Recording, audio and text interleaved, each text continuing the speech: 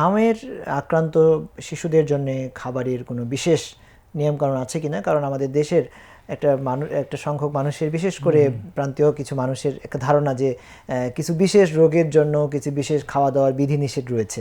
হামের ক্ষেত্রে এরকম কোনো কিছু রয়েছে কিনা? এটা অনেক সময় আছে যে স্যার মাছ খাওয়া যাবে কিনা হাম হলে পরে, আমরা বলি যে সব ধরনের খাবার খেতে পারবে, যেহেতু এটা ভাইরাল রোগ, ভাইরাস তার নিজস্ব ইয়াতে এটা বৃদ্ধি হবে।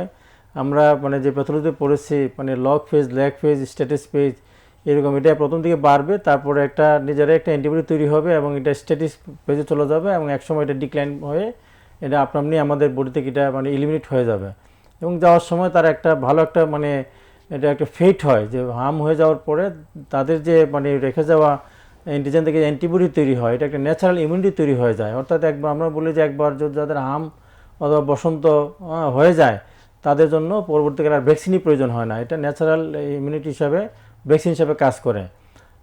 সুতরাং এটা খাওয়া দাওয়ার ক্ষেত্রে সব ধরনের খাবার খেতে পারবে, তবে যাদের কোনো কিছু অ্যালার্জি থাকে, যেহেতু এমনি তার ইচিং থাকে, অ্যালার্জি খাবারটা আমরা একটু অ্যাভয়েড করতে পারি আর কি।